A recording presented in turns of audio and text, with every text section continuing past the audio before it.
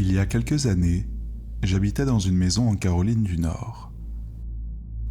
Je me trouvais dans un quartier juste à l'extérieur de la banlieue, permettant d'avoir l'équilibre parfait entre avoir de l'espace tout en ayant des voisins suffisamment proches pour ne pas se sentir isolé. Un des problèmes de ce quartier était cependant que la zone était dépourvue de lampadaires. Il faisait donc très sombre la nuit, surtout quand les nuages bloquaient le clair de lune. Cela ne me dérangeait pourtant pas outre mesure, car j'aimais bien admirer les étoiles quand le ciel était dégagé, et cela rendait l'endroit d'autant plus pittoresque. Un jour d'hiver, je rentrais du travail alors qu'il faisait déjà nuit, et les nuages obscurcissant le ciel avaient plongé mon quartier dans l'obscurité totale. Alors que j'arrivais chez moi, je ne pouvais voir que ce que mes phares et la lumière du porche éclairaient. Je me suis garé dans l'allée de ma maison et, alors que je sortais de ma voiture, j'ai senti une odeur de fumée de cigarette. C'était étrange car je n'avais jamais senti ça auparavant autour de cette maison et je ne fumais pas moi-même. Je n'ai vu personne à proximité, alors je l'ai simplement ignoré et je suis entré. Je venais de terminer une longue journée de travail avec quelques heures supplémentaires et je me sentais donc assez fatigué. Même s'il n'était pas encore 20 heures, j'ai décidé de prendre une douche, d'appeler ça une nuit et d'aller me coucher directement ensuite. Je me suis réveillé en sursaut, certain d'avoir entendu un bruit à l'intérieur de ma maison. Je ne me suis pas immédiatement inquiété, car j'avais un ami qui passait parfois prendre sa douche après le travail avant de se rendre à ses cours du soir. Je lui avais même donné une clé de rechange pour qu'il puisse passer, même si je n'étais pas à la maison. Cependant, il m'envoyait toujours un texto pour me prévenir à l'avance et il ne me semblait pas en avoir reçu un ce soir-là. J'ai tendu la main vers ma table de chevet et je me suis saisi de mon téléphone portable pour voir si mon ami m'avait envoyé un SMS. La lumière vive de l'écran et du pavé numérique de mon téléphone m'a aveuglé. C'était l'époque où les téléphones n'avaient pas encore d'option pour assombrir l'écran dans l'obscurité, et ce téléphone en particulier était si brillant que je pouvais l'utiliser comme lampe de poche. J'ai donc mis quelques instants avant de réussir à discerner quoi que ce soit, mais mes yeux plissés ont fini par s'adapter à la luminosité, et j'ai vu que mon ami ne m'avait envoyé aucun SMS. J'ai composé son numéro et j'ai mis mon téléphone sur l'oreille. Il y a eu quelques secondes de silence, pendant lesquelles le seul bruit audible était la tonalité du téléphone.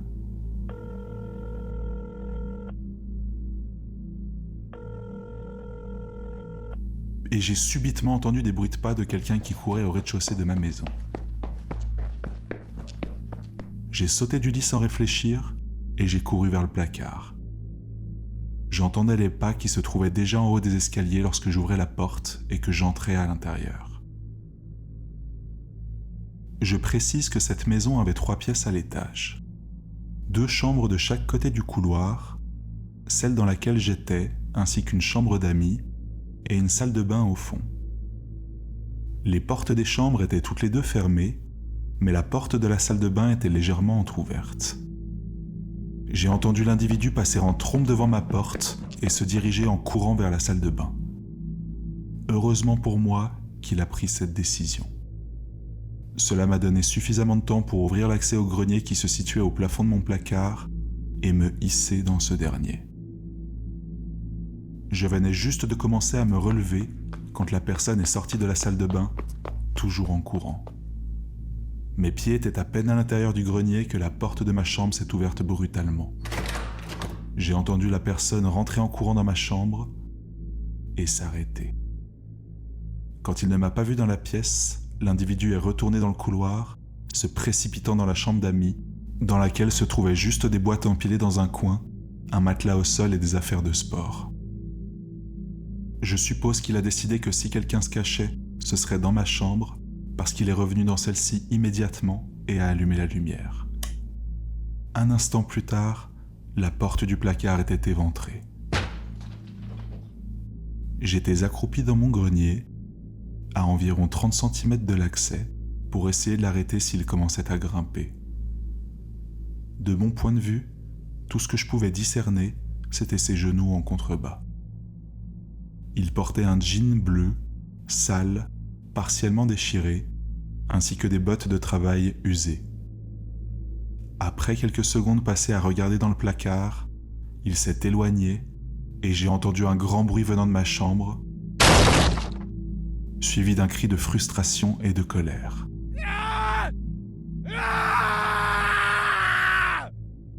Ce cri a été la partie la plus troublante de l'incident pour moi.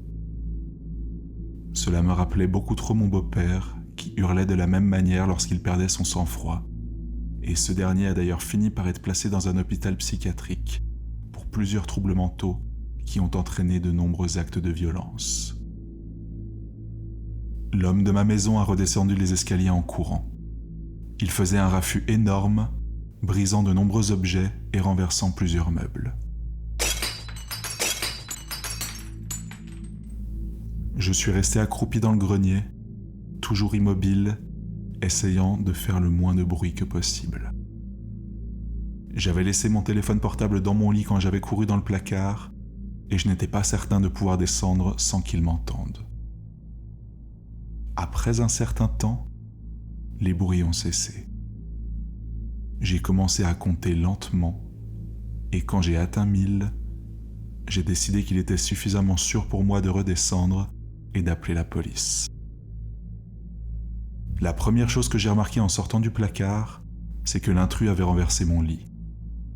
Je suppose qu'il pensait que je me trouvais sous celui-ci, et ça devait être le bruit fort que j'avais entendu après qu'il se soit éloigné du placard.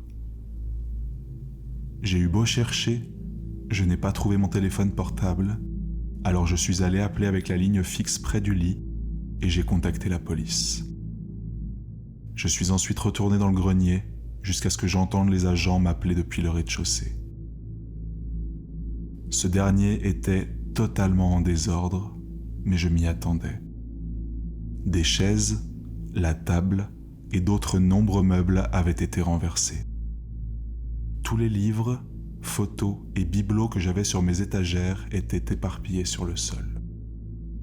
Les placards de la cuisine avaient été ouverts et tous les aliments en boîte et en conserve avaient été jetés par terre. Pour autant que je sache, la seule chose qui manquait était le grand couteau qui se trouvait sur le bloc de bois de ma cuisine. La police a inspecté la maison de fond en comble.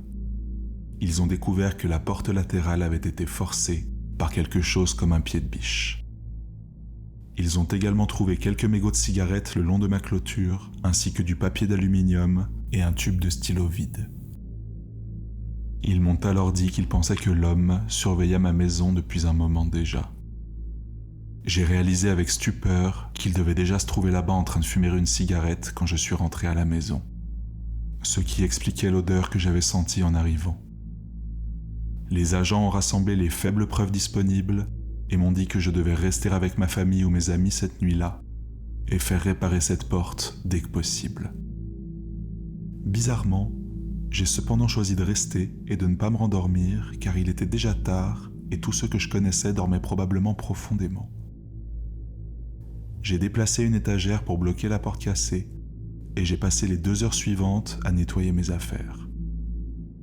J'allais souvent à la fenêtre avec une lampe de poche et je la faisais briller le long de la clôture, là où la police avait retrouvé les mégots de cigarettes et le papier d'aluminium, mais je n'ai rien vu. Le lendemain, j'ai appelé pour faire réparer la porte et installer des détecteurs de mouvement à l'arrière et sur les côtés de ma maison. J'ai fait monter un câble téléphonique dans le grenier et j'ai ajouté une ligne fixe. Je ne voulais plus jamais être coincé là-haut sans téléphone. Rien d'autre ne s'est passé dans cette maison cependant. J'y ai vécu encore 3 ans, sans incident. Cette expérience m'a toutefois profondément marqué, et je suis maintenant beaucoup plus prudent au moindre signe inhabituel quand je suis chez moi. De plus, je repense souvent à cette histoire, et je ne peux pas m'empêcher de songer à ce qui se serait passé si j'avais été un peu plus lent à me rendre au grenier, ou si l'individu était directement rentré dans ma chambre au lieu d'aller dans la salle de bain au fond du couloir.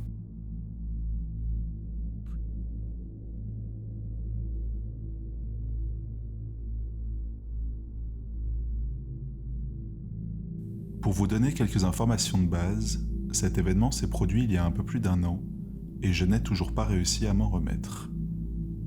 Je suis une jeune femme de 22 ans et de 1m80 et j'avais 21 ans à l'époque. Ma famille et moi avions récemment déménagé dans une nouvelle ville qui était beaucoup plus rurale que celle où je vivais auparavant et notre nouvelle maison était un grand ranch avec un sous-sol.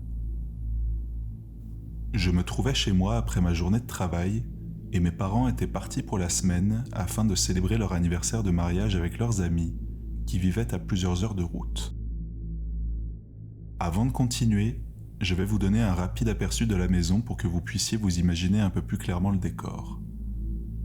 Il y avait 3 portes qui permettaient de rentrer dans cette dernière.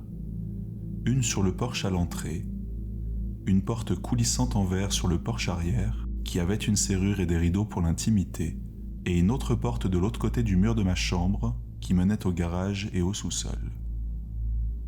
Lorsque je sortais de ma chambre, j'avais une vue sur toutes les pièces de la maison jusqu'à la porte de la chambre de mes parents et de l'escalier qui menait au rez-de-chaussée.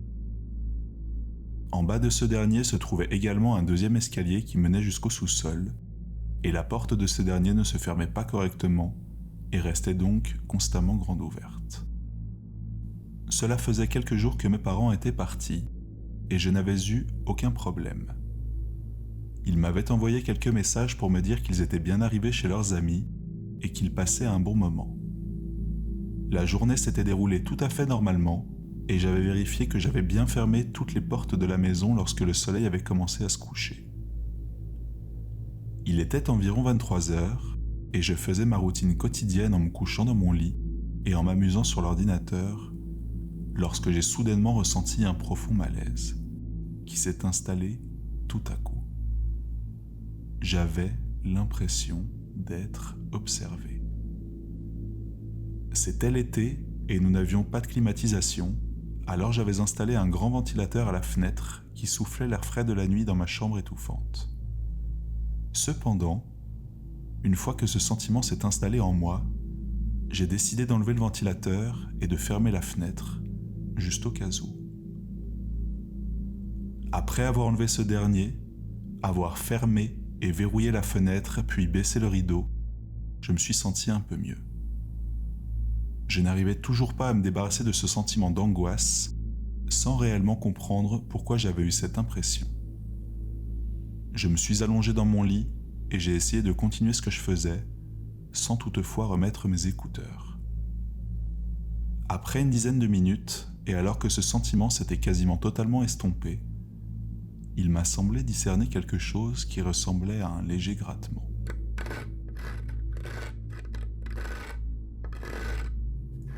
Je suis resté assise sur mon lit, tendant l'oreille, essayant de déterminer ce que ça pouvait être et si j'avais déjà entendu quelque chose de similaire. Notre nouvelle maison, bien que relativement proche de nos voisins, était également entourée par la forêt sur une bonne partie de la propriété. J'ai donc pensé que ça pouvait être le fait d'un animal ou du chien de quelqu'un qui s'était échappé et qui voulait rentrer à l'intérieur. Après quelques minutes, les grattements ont cessé et tout est redevenu silencieux. Je me suis donc dit que j'avais probablement raison et que ce devait effectivement être un animal. Mon soulagement a été de courte durée, car peu après l'arrêt des grattements, j'ai entendu un grand bruit avant de discerner des bruits de pas qui descendaient vers le sous-sol de l'autre côté du mur.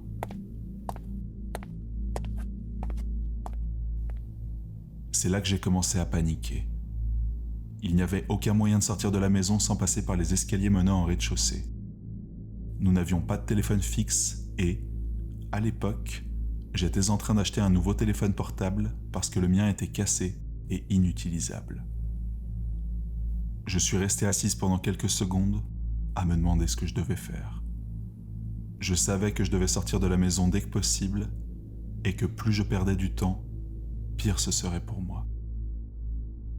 J'ai envisagé d'arracher la moustiquaire de la fenêtre de ma chambre et de sauter. Mais elle était suffisamment éloignée du sol pour qu'il y ait de fortes chances que je me blesse si je le faisais.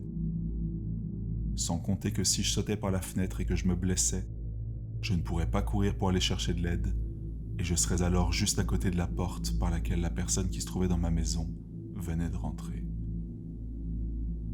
J'ai donc décidé d'ouvrir ma porte très prudemment et silencieusement, de jeter un coup d'œil par le coin et, si la voie était libre, de me précipiter vers la porte d'entrée et de courir jusqu'à la maison de mes voisins.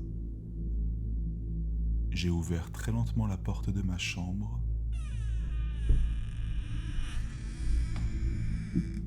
laissant mes yeux s'adapter à l'obscurité de la maison, avant de me faufiler dans le couloir jusqu'en haut des escaliers et de regarder si je pouvais m'enfuir en toute sécurité. Ce que j'ai vu m'a presque fait vomir. Alors que mes yeux balayaient la maison, j'ai regardé les escaliers menant au sous-sol et j'ai pu distinguer la forme d'un homme.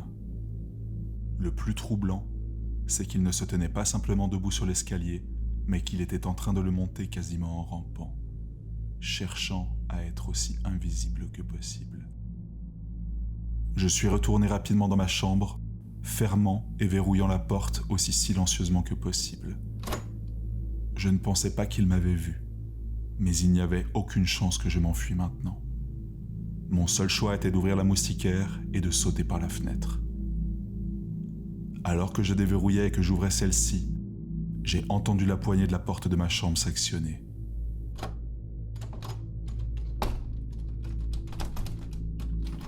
Une fois que l'homme a réalisé qu'elle était verrouillée, il a susurré d'une voix douce et écœurante qu'il savait que je me trouvais là. J'ai ensuite entendu un gloussement fort, puis un grand bruit que je ne peux qu'imaginer que comme lui se jetant de pleine force contre ma porte. J'ai arraché la moustiquaire de la fenêtre et je me suis jeté dehors. J'ai mal atterri sur mon pied droit et j'ai ressenti une vive douleur à la cheville. Mais sur le moment, je n'ai pas pensé à autre chose qu'à m'éloigner le plus possible. Je me suis levé et j'ai couru aussi vite que je le pouvais jusqu'à la maison de mes voisins, tambourinant à leur porte dans un élan de panique et sonnant sans cesse. J'ai regardé ma maison pendant que je criais pour que mes voisins me laissent entrer, et je jure que je pouvais voir l'homme debout à ma fenêtre, me faisant signe en souriant. J'ai hurlé et mes voisins ont finalement fini par ouvrir la porte après ce qui m'a semblé être une éternité. J'ai réussi à leur expliquer suffisamment bien ce qu'il se passait pour qu'ils me laissent entrer et appellent la police. Je suis resté avec eux jusqu'à leur arrivée. Les policiers ont fouillé ma maison et ont découvert que la serrure du sous-sol avait été forcée et que la porte de ma chambre était sortie de ses gonds. Ils n'ont trouvé l'homme nulle part, et comme je ne l'avais vu qu'une fraction de seconde dans l'obscurité, je n'ai pas pu leur fournir de description. Bien sûr, j'ai immédiatement contacté mes parents et ils se sont empressés de rentrer à la maison. La police a pris ma déposition et a cherché l'homme dans la région, mais bien sûr, elle n'a rien trouvé. Après cet événement, mes parents et moi nous sommes assurés d'ajouter des serrures sur la porte menant à la cave et ils m'ont également payé un nouveau téléphone. Ce qui me dérange vraiment dans tout cela, c'est que rien n'avait été volé ou même bougé dans le reste de la maison. C'est comme si cet homme était venu uniquement pour moi et je préfère ne pas imaginer ce qui me serait arrivé si je n'avais pas décidé de sauter par la fenêtre pour me sauver.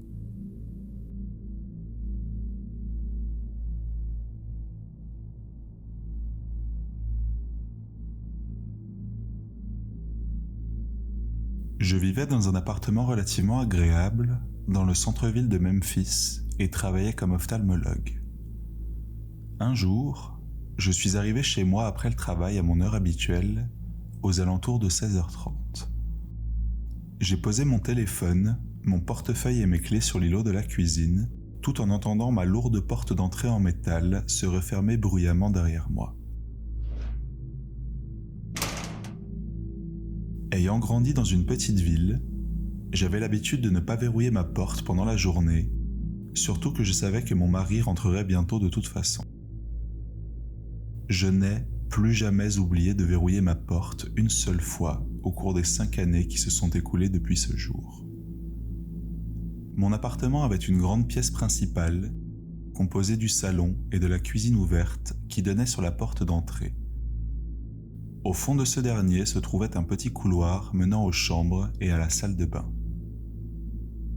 Je me suis rendu dans celle-ci, puis j'ai pénétré dans mon grand dressing et j'ai commencé à étendre le linge que j'avais mis à laver plus tôt ce matin-là, avant de me rendre au travail.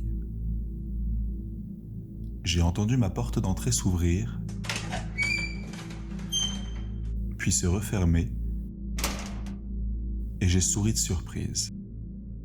Mon mari était rentré un peu plus tôt, et je l'ai appelé joyeusement depuis là où je me trouvais. Je n'ai reçu strictement aucune réponse en retour. J'ai alors lentement commencé à ressentir un désagréable sentiment, comme si quelque chose n'allait pas. J'ai senti des frissons remonter le long de ma colonne vertébrale, mais j'essayais de rester rationnel en me disant que mon mari ne m'avait tout simplement pas entendu, et je suis sorti l'accueillir dans ma pièce principale. De l'autre côté de l'îlot de la cuisine se tenait un parfait inconnu. C'était un homme, plus âgé que moi. Je pense qu'il avait la cinquantaine, mais il m'est difficile de me souvenir des traits exacts de son visage ou des détails de ce moment. Il se tenait juste là, immobile, me regardant fixement. Il était habillé parfaitement normalement. Pas de masque de ski, pas de cagoule, pas d'armes. Il me regardait simplement droit dans les yeux, son visage étant totalement dénué d'expression. Je me suis demandé s'il n'était pas entré dans le mauvais appartement et s'il n'allait pas s'excuser et partir. Mais comme il continuait à me fixer, j'ai réalisé que je devais faire quelque chose d'autre que de rester bouche bée devant cet étranger dans ma maison. Je me suis redressé, j'ai gonflé ma poitrine pour avoir l'air plus menaçante, ce qui m'est relativement difficile à faire étant donné que je suis plutôt petite, et j'ai utilisé une voix aussi sévère que possible pour lui dire de sortir de mon appartement, qu'il n'avait strictement rien à faire ici. Il m'a complètement ignoré, comme si je n'avais pas parlé, restant toujours quelques secondes dans la même position, toujours parfaitement immobile, en me scrutant avec intensité. Puis, il a commencé à ramasser mes affaires. Mon téléphone portable, mes clés, mon portefeuille, il les a pris méthodiquement et les a mis dans ses poches. J'avais été assez naïf pour croire que tout cela n'était qu'un simple malentendu jusqu'à ce moment-là, mais son comportement ne présentait absolument rien de rassurant. Je me suis précipité vers le seul autre appareil que j'avais et qui me permettrait d'obtenir de l'aide, mon ordinateur. J'ai dû faire quelques pas de plus vers l'intrus pour l'atteindre, mais il y avait encore une distance de 3 à 5 mètres entre nous, et j'ai donc pensé que je pouvais l'attraper et courir avant qu'il ne puisse m'atteindre. Lorsque je l'ai ramassé et que je me suis retourné pour courir, je l'ai vu commencer à me suivre, et j'ai alors sprinté vers la salle de bain, parce que c'était le seul endroit où je pouvais aller et mettre 2 portes verrouillées entre nous.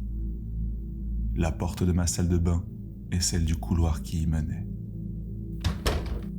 J'ai claqué et verrouillé la première porte et, quasiment immédiatement, je l'ai entendu actionner la poignée, essayant d'ouvrir celle-ci.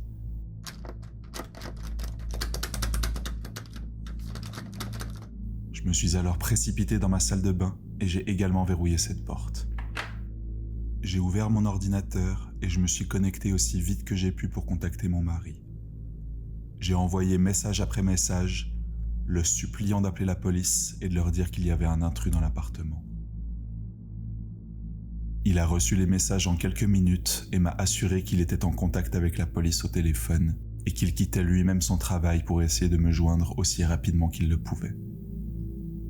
J'ai attendu et j'ai attendu. J'entendais toujours des bruits sur la porte du couloir, devenir de plus en plus violents à chaque impact, jusqu'à ce que j'entende un grand claquement brutal. La première porte avait fini par céder. J'ai entendu l'individu entrer dans le couloir, marchant lentement d'un pas lourd.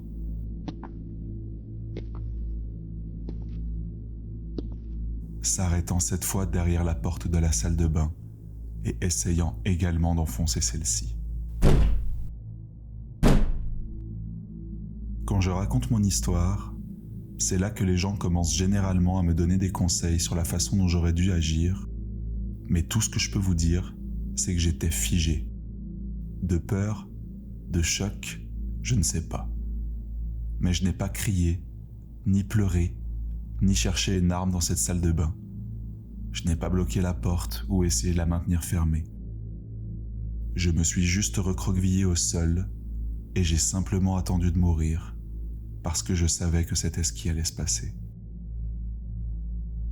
Les gens aiment souvent me dire que je vivais dans un appartement, que si j'avais crié, quelqu'un m'aurait sûrement entendu et serait venu m'aider, qu'il y avait sûrement un objet dans ma salle de bain dont j'aurais pu me servir pour me défendre, que même l'ordinateur portable que j'avais aurait pu être utilisé comme arme si je le balançais sur lui. Il m'est impossible d'expliquer pourquoi je n'ai rien fait de tout ça. Je pense juste que sous l'emprise de la panique, mon cerveau n'arrivait plus à procéder les informations de manière logique et qu'il avait tout simplement cessé de fonctionner normalement. La porte de la salle de bain, miraculeusement, a tenu bon. J'ai entendu des bruits de pas frustrés retourner dans la pièce à vivre de mon appartement. J'ai entendu des objets se briser, des bouteilles se fracasser, mes tiroirs, mon réfrigérateur et mes armoires s'ouvrir brusquement alors que des objets en étaient arrachés. J'étais toujours au sol, les genoux contre ma poitrine, à pleurer en silence, à vouloir partir, mais à sentir que la mort m'attendait inévitablement derrière cette porte. Je m'en veux d'avoir été égoïste à ce moment-là, mais j'ai envoyé un message à ma mère, qui vivait à 15 heures de route, pour lui raconter ce qui se passait. Je voulais désespérément la réconforter et lui dire à quel point je l'aimais. Je n'ai personnellement pas d'enfant, mais je ne peux qu'imaginer la peur et l'impuissance que je lui ai fait vivre en sachant que sa fille était en danger et qu'elle ne pouvait rien faire pour l'aider. Elle m'a envoyé des messages constamment, me suppliant de continuer à lui répondre. Je lui ai dit que je le ferais tant que je le pourrais, mais je lui ai aussi dit de dire à mes frères que je les aimais et d'aider mon mari quoi qu'il arrive si ça se terminait mal pour moi. J'ai vu la poignée de la porte de la salle de bain tourner à nouveau, l'intrus derrière celle-ci marmonnant des mots décousus que je ne pouvais pas vraiment distinguer. Je me souviens avoir espéré que la police arrive au plus vite, avant mon mari, afin qu'il ne soit pas celui qui me trouverait dans l'état dans lequel cet envahisseur m'avait laissé.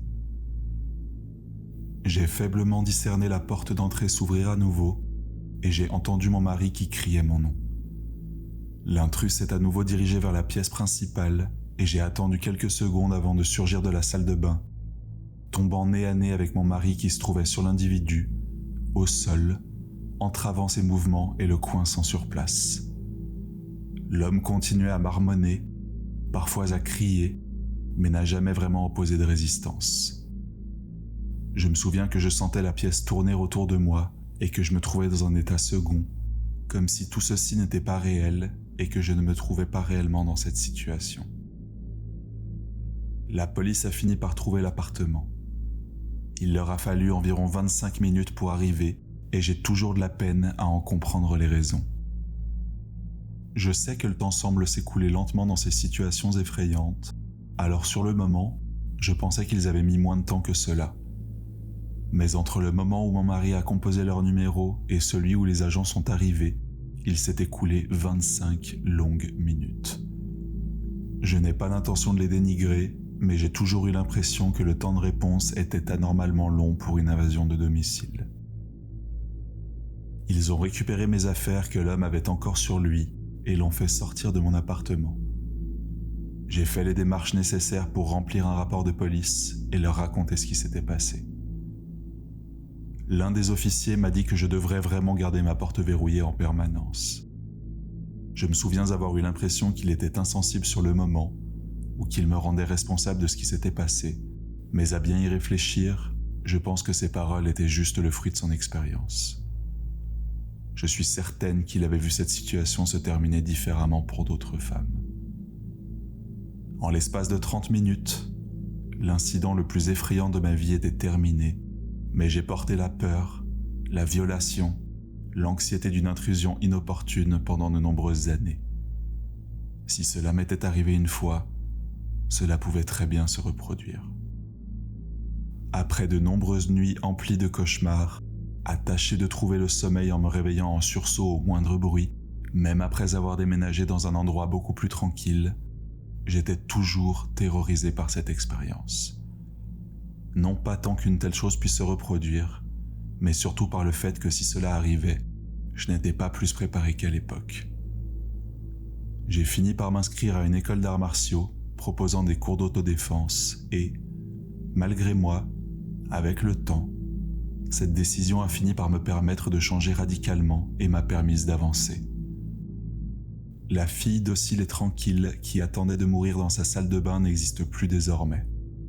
Je suis confiante, je suis forte, je suis digne de vivre et de me protéger dans ma maison. Je n'ai plus honte de la façon dont j'ai géré la situation dans laquelle je me trouvais, mais je comprends aussi quelles mesures je peux prendre pour assurer ma sécurité désormais. Ce n'était pas facile et ça ne s'est pas fait du jour au lendemain, mais ça en valait la peine. Alors si cela ou quelque chose de similaire vous est déjà arrivé, que vous luttez toujours contre les conséquences de cet événement, les nuits sans sommeil, les cauchemars, le fait de rester éveillé à l'écoute des bruits d'effraction, sachez que tout n'est pas perdu.